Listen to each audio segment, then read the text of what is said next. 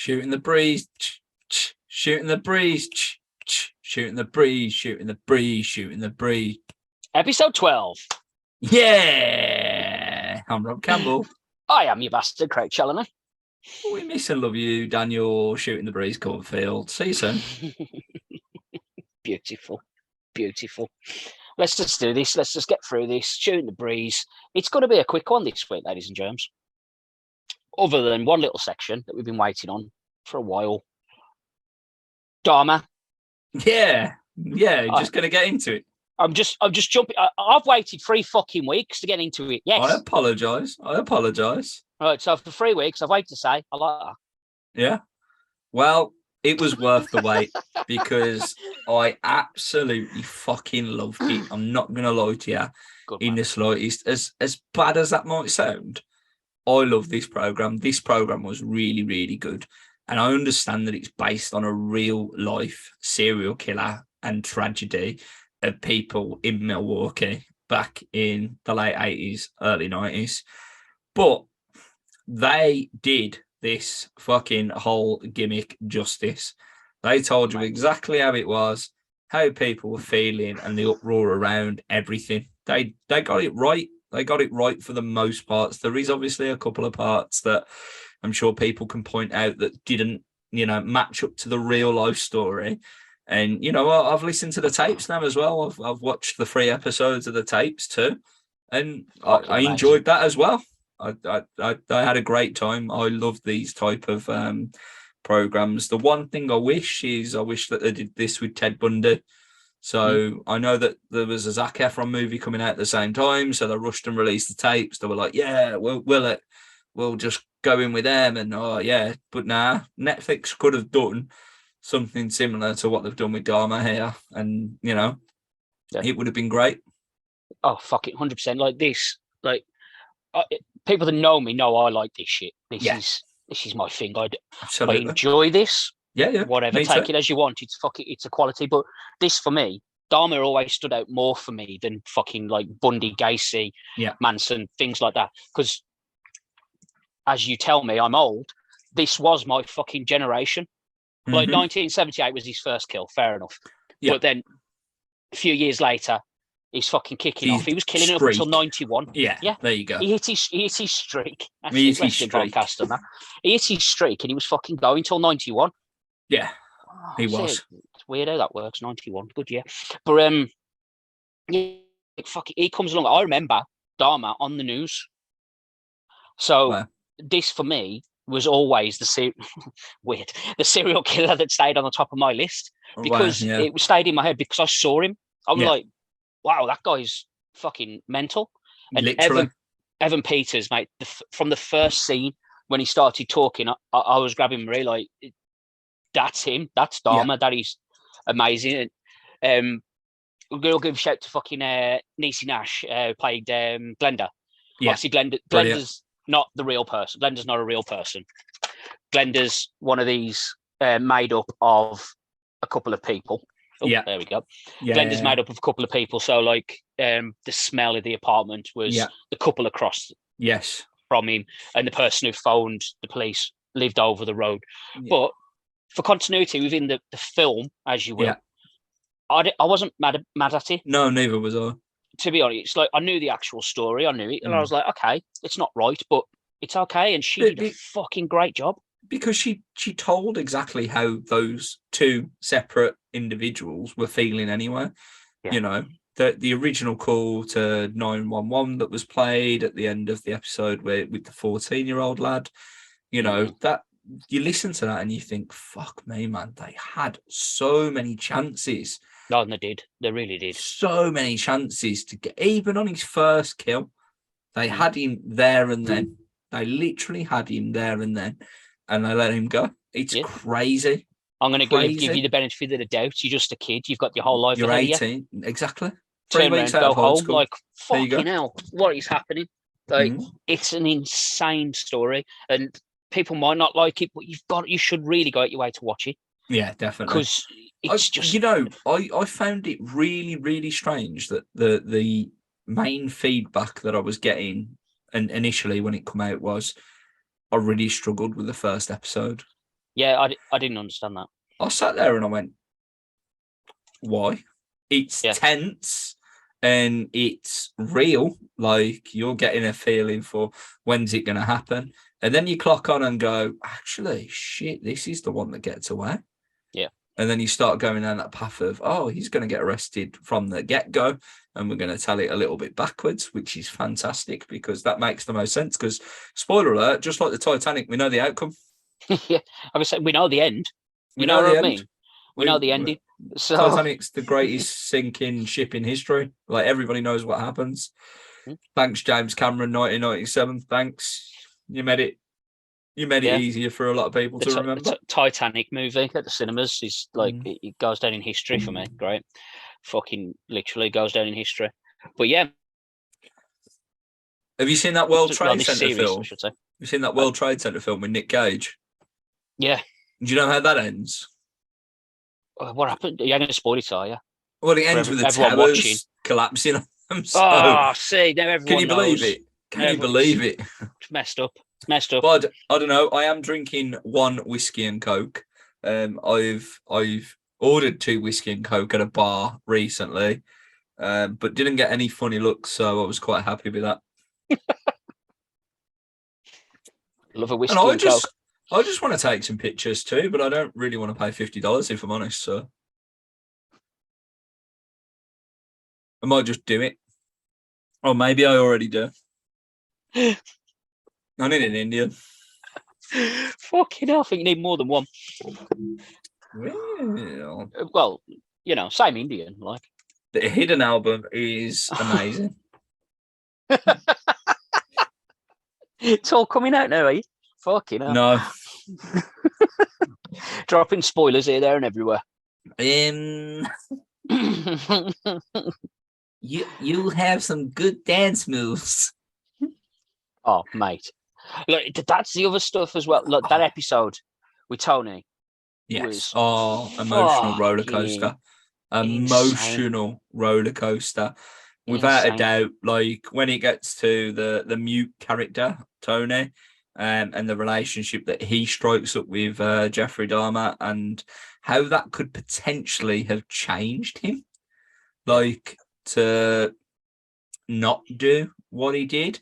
And then the way that the program depicted it was Jeff was thinking about doing it, but he let him go. And then it was like, oh, I forgot my keys. And then Jeff went, well, fuck this. I've made my mind up now, sort of thing. And obviously went down his route of trying to keep people. And he did get worse as he went along. And he got progressively worse in the amount of killings that he was doing. He got more confident that he could just do it and just experiment and zombify people and blah, blah, blah. But I guess the one downside that people, and for me, I'll explain the reason why it's not massively a downside for me, but most people have said that the way that the program was set up was to make you feel bad for Jeffrey Dahmer or feel something for Jeffrey Dahmer. And I get that. And I do see where people are coming from with that opinion. And you have got to look at it from all angles because the family of Jeffrey Dahmer still suffered. Yeah. The dad still suffered. The mom, absolute fucking nutcase, but still suffered. And even the stepmom still suffered. So even their family was affected by everything. And yes, you can say, well, that was their son. But yeah, it was. How the fuck would you feel if your son was doing shit like that? Because I tell you now, I'd be fucking distraught. I'd be like, my God, how did that happen? Mate, and I'll tell you what, Richard Jenkins fucking is Lionel Dahmer for you people. Yeah. Like, fucking hell, the likeness, the way, everything about him. Like, I love that he's the dad in Step Bros. I know, it's fucking, it's like 2 sides of a coin there, isn't it? Yeah, fantastic. But yeah, fuck, his performance and everything, oh my God, is so on point. And you felt every little bit of that down to the point where he's talking to Jeff and he's going, oh, it's obviously because you're insane. Like, we're going to get you help. And he's like, Dad, I'm not. Literally, Dad, I'm not. I was fully in control of what I was doing. Like, that's what he's sitting there telling you. How are you taking that on his chin? Yeah, as a parent, you sit there and you tell me how you're taking that off your kid, You went, mate. you went. That was a good man right there to be able The, to fucking go, the, okay. and the thing is, I get it, like about feeling sympathy for Jeffrey Dahmer and stuff, and almost when he got beaten to death for spoiler alert, because that's what happens. It happened in 1994, by the way, so it's not really a spoiler alert. But you sort of thought, it's a bit of a shame that he's died like this. I know he did want to die. And I can also see it from the other side where people are like, yeah, he got what he fucking deserved. Mm. Now, it's just about timing and everything, coincidences and circumstances, because the geezer, who killed him, he shouldn't have got access to those files. And those files tipped him over the edge at the end of the day, striking up, obviously, a relationship with a guard to make sure something happened. And then to kill two people in the prison, that's not what anybody wanted. But he wanted the death penalty, so he didn't put up a fight. He just accepted it for what it was. Now, yeah, Evan Peters is a great actor, and I really like the actor. So it was hard for me to separate Evan Peters and Jeffrey Dahmer. So I'm feeling something for Evan Peters. Tate, in fact, in American Horror Story. That's who I'm feeling something for, because Tate is who I always go back to for that character, for that person, that actor. And look what Tate did though as well. Exactly. He fucking My Chemical Romance stuff at school, for fuck's sake. You know what I'm saying? But I loved that character. I loved Tate. Yeah. Tate was great in American Horror Story, and even in Asylum and every other American Horror Story that I've watched, it's Tate. I don't care what his name is. I don't give a shit. It's Tate. And it doesn't matter. Watching Dahmer, I'm like, oh my God, this is incredible. And it was. So watch it. It's like what you were saying about fucking Bundy, like with Zac Efron. They made that film, and by the end of that film, that was done in a way that you did feel sorry for Ted Bundy. Yeah. And so if you didn't know the story, like example, mother-in-law did not know the story of Ted Bundy. How? No. I don't know, but she didn't know the story of Ted Bundy. And we told her to watch this film, and that was like, oh, it's going to be good. It's going to be good. I watched it and went, well, if you don't know the story, I feel like you're going to feel sorry for Ted Bundy. You're going to think, did he do it? Did he not? And then her mom turned around and went, no, I felt sorry for him. The film for me as well gives more a perspective of the girlfriend. That's what the Ted Bundy film was supposed to be about. It was supposed to be about her. So I understand that Ted Bundy was seen as a good-looking male for his time that could talk, right? But for our generation, this is Troy Bolton playing Ted Bundy. This is a hard sell. Yeah, it's a hard sell. Zac Efron, I completely understand. Good-looking lad, obviously my man crush. Blah blah blah. You know how it is. I've just come. It is what it is. That's fair. Serial killers and Zac Efron have made me come. All I need now is Ryan Reynolds to walk across the screen and I'm dead. Game over. Game set match. Game over, that is. Well, fuck it. Yeah, that was amazing. The tapes are amazing. People, you got to get out there and watch it. Actually, before we drop off that, I'm not going to overlook. I'm not even going to attempt his name, but the Lau kid, 14-year-old kid, the second young kid, because that links with Tony. Because obviously, when the police took him back to the apartment, Tony was dead on the bed. Yeah. If they would have just looked around the apartment like they're supposed to, that's another moment that family would have actually got closure straight away. Because that, more than anything for me, like his dad and everything else was bad, but seeing that family, knowing what they went through, because their first son was sexually assaulted by him, and then the other son ends up getting murdered by him. And they were having death threats off the police? Yeah. Wow. Allegedly. Get back on your boat, you pricks, and stuff. Wow. Wow. Just absolute insanity. Like we said at the very start, the amount of times it could have ended. Yeah. The other thing as well, I will say, I did like about this, is like, how many times did you see him murder and desecrate the bodies?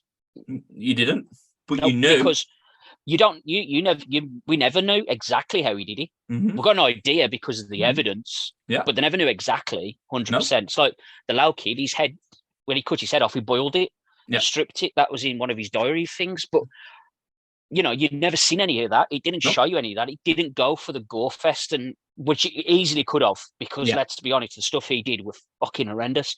Yeah. But they stayed away from it. And they did well to stay away from that kind of stuff. So that's definitely go out your way They've and watch it. definitely left it up to your imagination. And although, yes, there is a bit of Cannibalism. cannibalism in this, Cantaloupe. it wasn't, it wasn't, I've just taken this heart out of this body. I'm now going to put it on a frying pan. It wasn't that. So, it's worth a watch. It is. It is. Speaking of horror and Halloween, it's just came out. Friday the 14th of October was the end of the latest timeline in the Halloween saga. Halloween ends, if you will, baby. So, Craig, have you seen it yet? I haven't. Okay. I was going to, and then my dog went, "Oh, can you take me to the vets and spend a fortune, please?" Yeah, so I went, there is that. I'll stay at home. I'll do that instead. And then I was like, you know what? I'll check it on the stream. Yes. And then you cannot avoid spoilers in this day and age with something that was that big. Yeah. So then I just went, Rob, when you see it Sunday, let me know if I should go out my way or wait a bit. Because and unfortunately, the feeling of walking out the cinema on Sunday did not match the feeling of walking out the cinema after the previous two movies. And that, to me, as a massive Halloween fan, hurt like a bitch. But literally, I'm sitting there watching this goddamn movie and I'm like,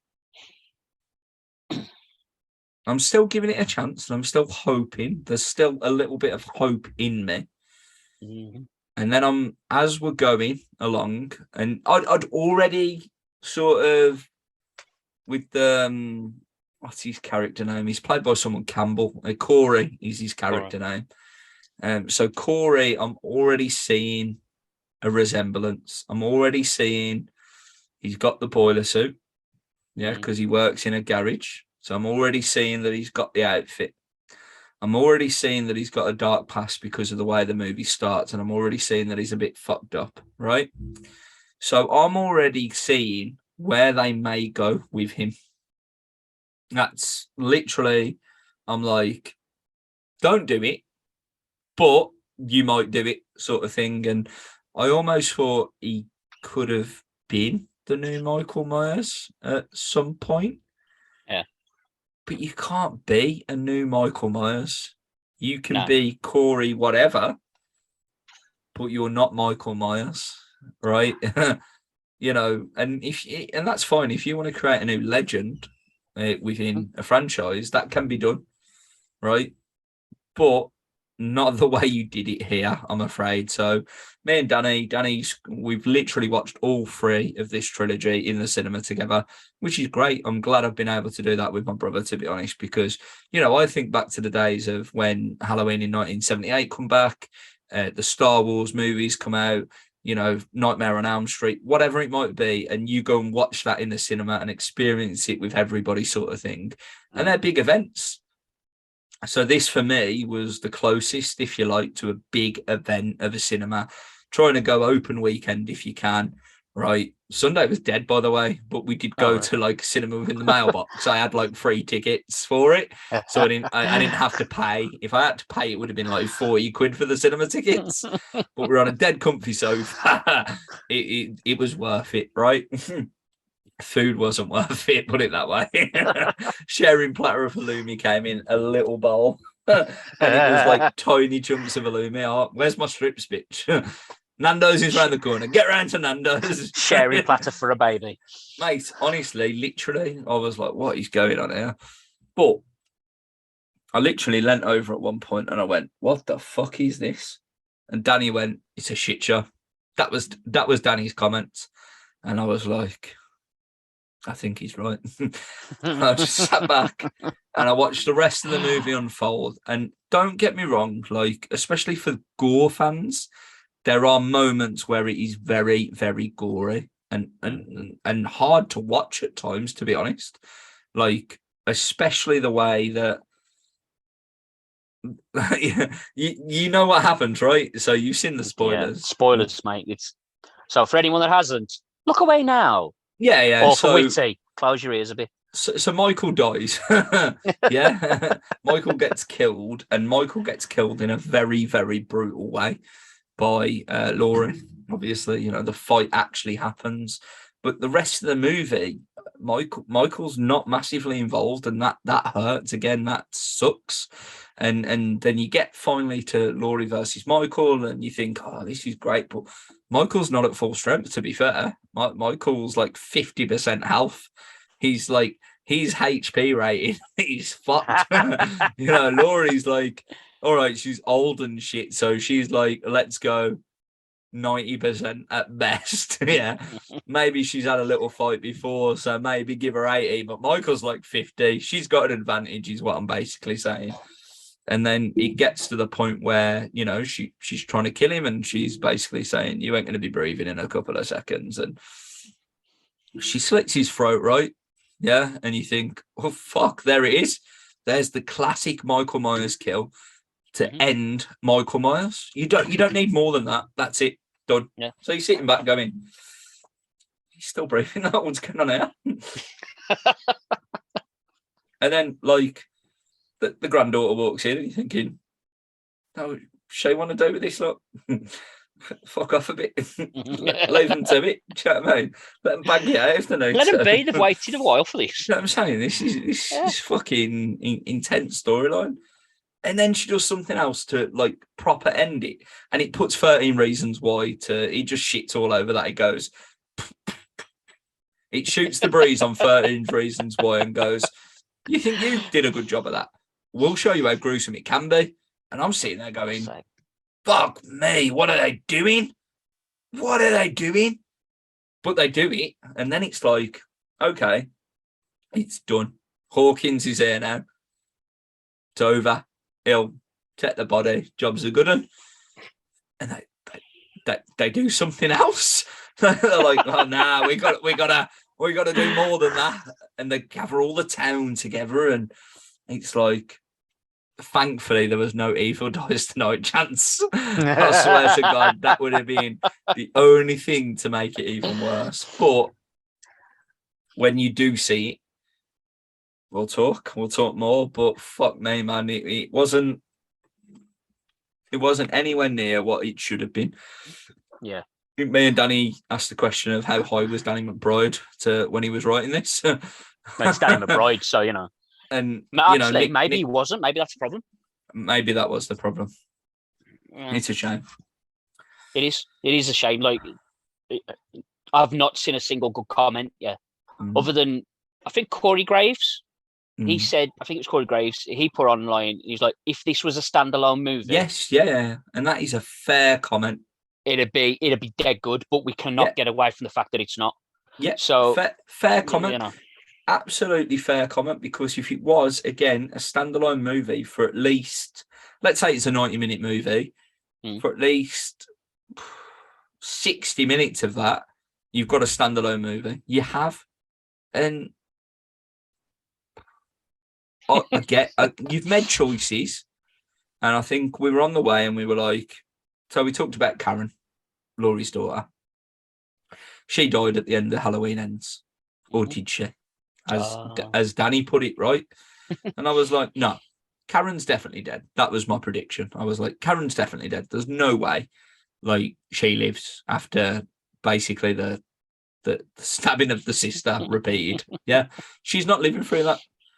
Sandra, who was the black woman in the house with the tall white guy, that my favourite line of Halloween Kills, by the way, is literally when he says, Sandra,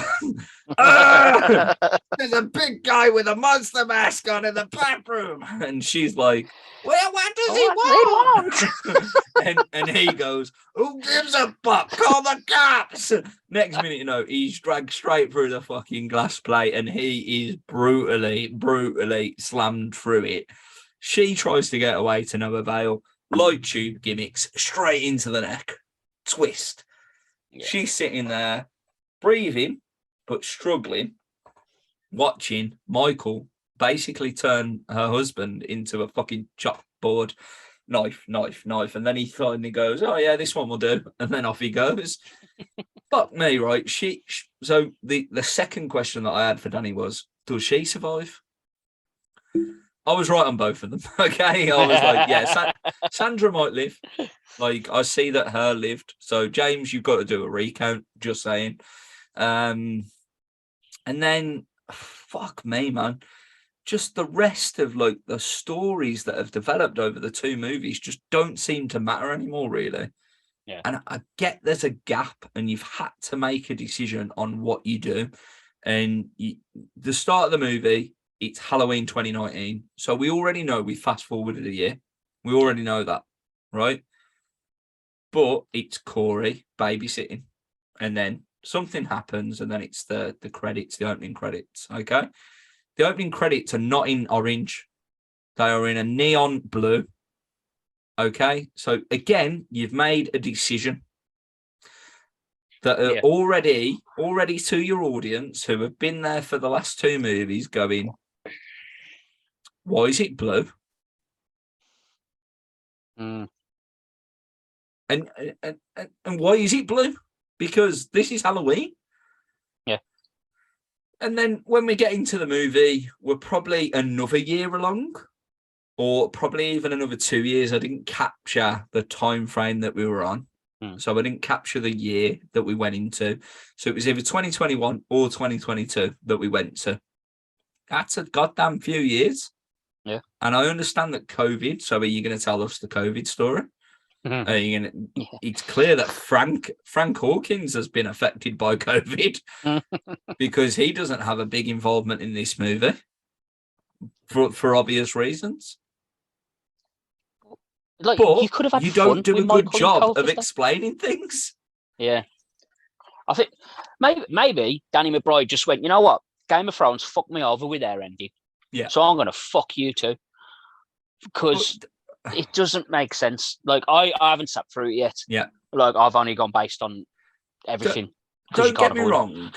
And people moaned about Halloween Kills. Yeah. People had negative feedback about Halloween Kills. And some of it is justified. But Halloween Kills was a masterpiece compared to Halloween Ends. And this is still, regardless of what anybody says, is probably still the best timeline to sit through. Okay.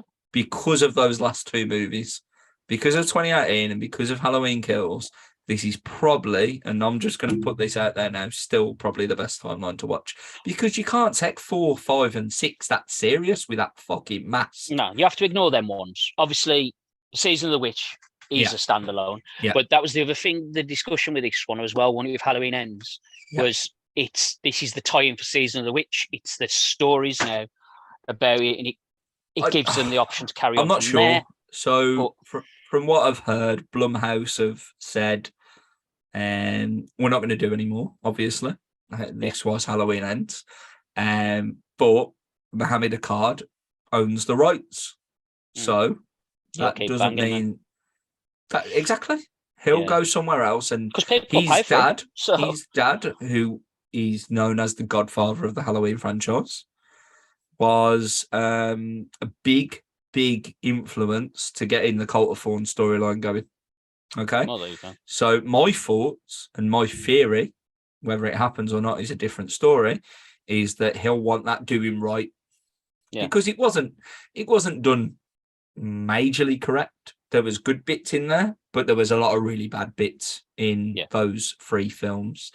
Tommy Doyle in Halloween Kills wasn't Paul Rudd.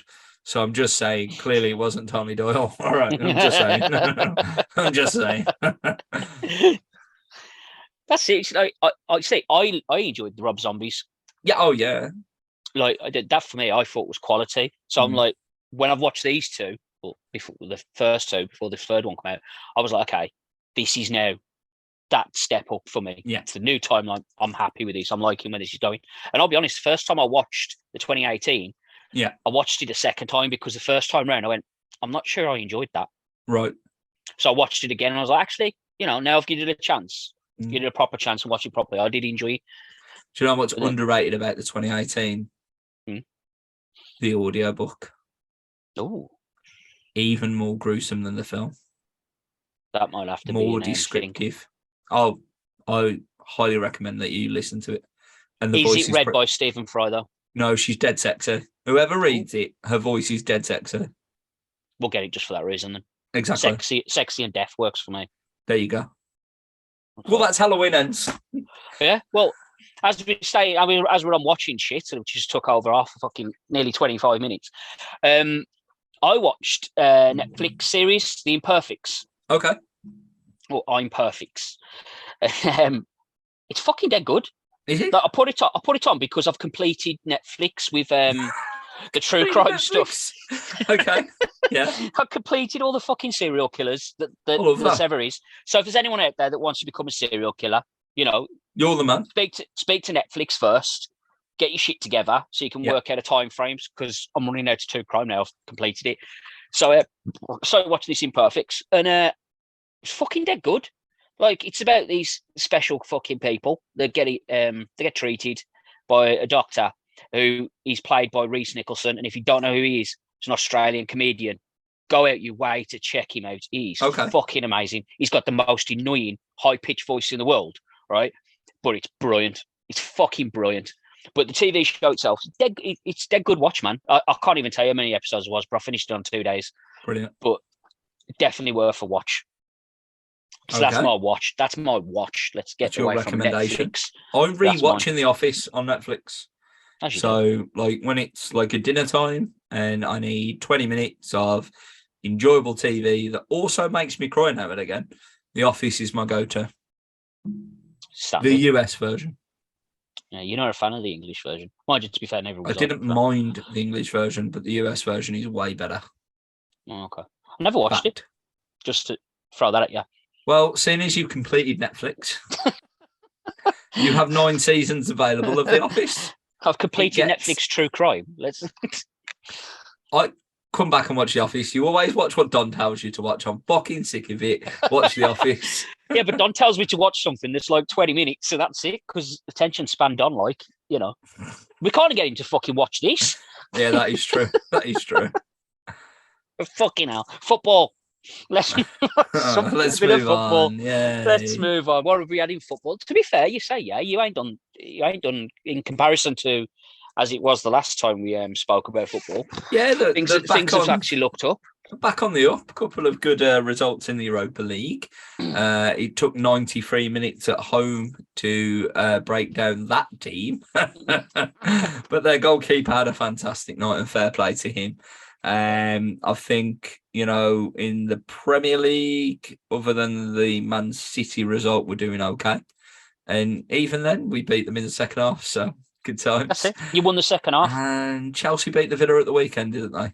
They did. They beat the Villa. Obviously, AC Milan as well. 3-0 beating. Oh, yeah, I was with you for that one. And then a 2-0 beating. Yeah. So fucking dead good. You got to watch a decent football match. You get to watch a decent football match. You got on to watch a Tuesday night. Normally, the Premier football is obviously, as we know, on a Thursday night these days. Yeah. So I see Milan lost 3-0, 2-0. I'm happy with that. Fucking good results. Good results. We're still not looking. I don't think we're still not looking 100% yet. We're not quite there. Well, I haven't figured out the Potter song yet, so. Are we still working on his magic wand? I think his magic wand, yeah. As Rob was walking down Jeff Cock, singing Potter's magic wand. Potter's magic wand. Shout out to Hagrid while we're at it. Oh, yeah, fucking hell. Pour one out for the motherfucker. Pour one out for the giant. Trying fair place, yeah. Poor Hagrid. Yeah, so that was football. So, should we do a bit of wrestling? Yeah, go on, do a bit of wrestling. Let's have a bit of wrestling. I was going to jump straight into a certain somebody, but we'll hold on because Extreme Rules. I love that you're wearing a Yowie and I'm wearing a Yaw. Yowie Yaw. It's good, that. We're on the wise. Why not? We got Extreme Rules. So if anyone didn't watch it, fucking dead good. Quick rundown of that. The Brutes and Imperium opening up was fucking insane. Fantastic. Such a great fucking opener. Beat the living piss out of each other. Ronda Liv for the SmackDown Women's title. I love Liv. Yeah, he loves Liv Morgan. They may have just hit each other with pillows. Yeah, they held back so much. I think Liv's gas tank went as well. To be honest, I don't know what it was. It I, just, mate, yeah, I've seen it. I've seen it time and time again. And when someone's gas tank goes, they're eating light as fucking feathers, mate, and it's terrible. Yeah. Have you seen that Hulk Hogan gif where he fucking with a chair shot? Oh, It's great. Yeah. Woody So there was Anderson that. delivered one of them to Regan in Telford once, and that's available on all of social media. So if you want a comparison to Hulk Hogan, maybe check that out. We'll have to look at that, see if we can find it, put it out there for the world. Because, Well, Snoop Dogg actually shared an APW gimmick. Yeah, CJ Connors, package pile driving the hell out of Johnny GG. These are two wrestlers from Telford in APW who I commentate for currently. And yes, Snoop Dogg put his little TikTok/Instagram reel out there of this. Fair play. Mm-hmm. Hey, it's a little rub from the Snoop. Big rub from the dog. He's the dog, then a lion, then a dog again. But fucking hell, what else did we have? We had Cross and Drew McIntyre strap match. Yes. Another fucking just dead good. Bit of mace at the end. Didn't hold back. Spoil. No, they did not. I don't think it's possible with them two, especially Drew. To be fair, I think Drew He's just definitely enjoys more physical over the last few years. Yeah, I think it's him and Sheamus that little series them two had. Yeah, just drew that out of Drew complete. Drew that out of Drew in an empty arena. Pulled it out of him. Fucking beat the living piss out of each other. Obviously Scarlett with the mace at the end for the win for Cross, but Belair and Bayley in the ladder match. Mm. Now this was okay. I don't think Belair is as good as they think she is. Okay. She's good. She's good, but she's not on Bayley's level. And obviously, I'm going to sit there and back you up on that. And, she's heading in the right direction. Yeah, she's definitely getting there. But, yeah, there was something about this match that was just missing. Well, and then, the thing is, though, Craig, you got to think this is like a first type of match like this. Yeah. And I know that's not an excuse. She should be ready for it, but she's not. No, that's what I mean. She's just not quite there. And then on the Raw, she went again. This week's Raw, she went against Bayley's little duo, and again, she just didn't look like she was controlling the match, and she should be at that point now where she is. So that's disappointing because she's really good, and she's Danny's favorite wrestler right now. Oh, okay. He absolutely loves her. The Black Rapunzel, as he refers to her. Well, fair play. I think it's absolute quality. They're good. They're good. What was next? Balor Edge. I Quit match. Yeah. Fucking loved it. They're good. I seen the finish coming, but I was okay with it. Yeah. Was it the match of the night, or did the opener take it for you? As much as I did, I love the first match. I think this is probably match of the night for me. It's dead good. The end was what it was. It was the only way to get out the match. Yeah, of course it was. Finn had to win. Finn had to win. Yeah. Got to keep him strong. Yeah, that's it. He doesn't need the push, but he needs to keep strong. So that's it. Remember, Edge was in camp. Let's put Nexus over back in the day. He was. Just saying. So we got that. Then last match was the fight pit. Yeah. This was dead good, but also felt like, I don't know, maybe that Seth wasn't giving his 100% in this. Okay. And Seth's amazing. Seth's fucking quality. And we all know I love Riddle. And so do you. But the Daniel Cormier little bit with Daniel Cormier in was nice. It was a nice little moment. And to let us know that obviously Cormier never beat John Jones, but Matt Riddle beat John Jones twice. There you go. That was a nice little stat, that was. So that Extreme Rules was dead good. And that led us into the return, finally, of Bray Wyatt after 2 years. He's home, as he calls it. Did he come out with the fucking gimmicks all everywhere? Final bit was the blue door opening up, the nod to Brody Lee. That was quality. It was dead good little fucking, hello, here I am, let's go. And then they told us that Bray was going to be on Raw, and he wasn't. And then he was on SmackDown instead, because there was like, nah, he's got to be in USA, innit? So, let's get DX on a Raw, didn't we? So DX got Raw, so, so we stuck Bray on SmackDown. Then Bray come out and cut promo as Bray. as he put it. He said it's just him, it's the real him. So he came out as Wyndham. So, well, he came out as Bray, but he was saying it was him and it's all real and stuff. So I have a theory here. I am going down the route of a multiple personality disorder type gimmick here. So I've put on there, I'm thinking this is going to be one of them things where Bray goes against himself. Yes. And each one of those characters represents a part of Bray. Mm-hmm. So, and the new mask is called Uncle Harper. Oh, okay. Nod to Brody. Okay, so I just, because the internet talk has been the Puppet Master, right? So, you know, but yeah, okay, nice. It's the name apparently is going to be Uncle Harper. Okay, so, that's good. Because that's what they've trademarked. It's the only gimmick available, that's the only character there, unless there's an Uncle Harper walking in at some point. But, you know, now this, if they are jumping inside the mind of Bray to talk about his difficulties, his problems that he was going through, his mental illness and shit, you've got to be careful here. Oh, without a doubt. They've got to be careful how they tread. The fact that he sat there on, you know, a promo and told us about divorcing his wife and was he losing a child as well? Sorry, was that mentioned? Yeah. Well, he said he lost two people important, didn't he? Which one would be obviously Brody, and the other one will be his. I can't remember if it was son or daughter now. So I'm assuming that's what it was. So there was a lot of, you know, real emotion on display for that promo, and I just feel that they're doing, like, you've seen the film Split, right? Yeah. So it feels like this is a Split gimmick, and like you say, you have to be really careful with things like this, and it's a dangerous territory that they're going into if they're gonna send Bray Wyatt out there every week as Bray Wyatt cutting these sort of promos, and then you know, the video screen coming on and being a completely different person. So it's going to confuse people. Definitely is. We'll have to see where this is going to go. This could be good, could be bad. Either way, it's going to be interesting to see. I'm hoping the stable is going to be a thing, but we'll see.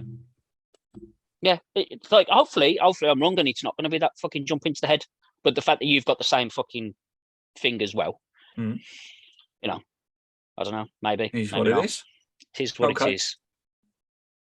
But the only other thing in wrestling, Raw this week, Bobby Lashley calling out Brock Lesnar and beat the living fuck out of him at the start. Yeah, that was good. That was dead good. I enjoyed that. The OC are back. They are.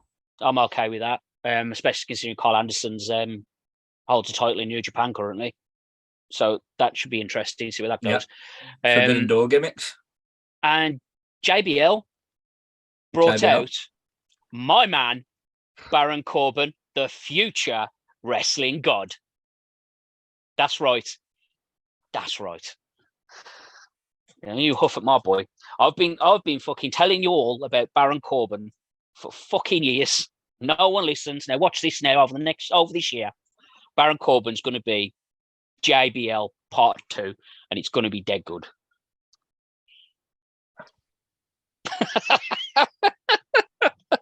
What is it that you want me to say? Because I didn't enjoy JBL Part 1. Oh, can you not? I loved the wrestling god. Such a cunt. He was. I was a Raw fan when I was more of a Raw fan than I was a SmackDown fan. That was the thing for me. So I just seen him as like basically someone that had been there years, changed his gimmick, but he was still the shit wrestler he was in '96. I couldn't buy Bradshaw of the APA being a Wall Street billionaire, even though it was real. Yeah, it did take that. Took some transition, to be fair, for me. But I just couldn't. I couldn't buy it. But yeah, that was everything. That is literally up to date wrestling. I'm not even going to bother with everything else. So, where you been commentating? I've done a lot of commentary. I've done a lot. I've done 3 shows within 7 days recently.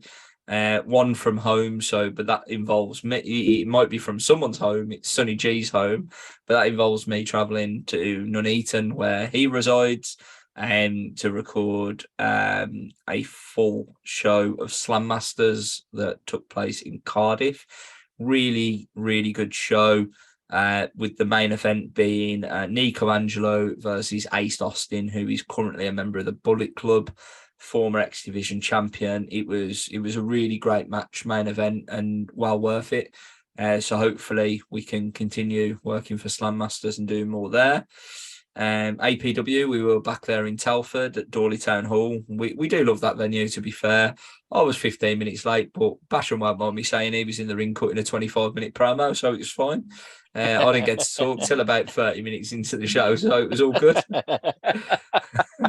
And then I debut, I suppose, for a commentary point of view at Wrestling in Hinckley. They have just had their 7th year anniversary, like earlier on this year, which I actually wrestled on that card. And now I commentated on this card, which was nice of the promoter to keep me active and keep me going, TJ Sky and his partner Georgina. So thank you to them pair for giving me the chance to sit with Sonny G and call some more action. And we had a great time. It was a really good show. And we're back there in December where Millie McKenzie's back, but we're commentating at APW and SWA, where Mark Andrews and like the Knight family are going to be for SWA at least anyway. So it's good to do these things, and I can't wait, obviously, back to be at the HMV Empire in Coventry in January for their first show of 2023. So it's good. I'm really enjoying commentating at the minute. Good times. It's definitely a transition where you're falling into really well. So it's going well. So got to keep watching this space, people. Absolutely. Checking them out. All the gimmicks. Check everything out. So we had a promo picture done as well. It was beautiful. You sexy pair, you sexy little bears. It's like watching little cuddly bears together. No. Cute little thing. This is like, look at him. No, it was dead good though. Was dead good. Check all that out on all their fucking socials as well, ladies and germs. Make sure you get on our socials. Get on the fucking, obviously you're already on YouTube. Like this shit, share this shit, comment on this shit, fucking give it everywhere. Check out our TikTok, Facebook, Instagram, Twitter, every fucking where. Yes, we are dropping out now. Yes, we normally have testing Rayman, but we've got new gimmicks for everybody. And it's all coming together. I've been Rob Campbell. And I have been your bastard, Craig Challoner. Bye. Goodbye. You may be leaving for now, but the nightmares will return.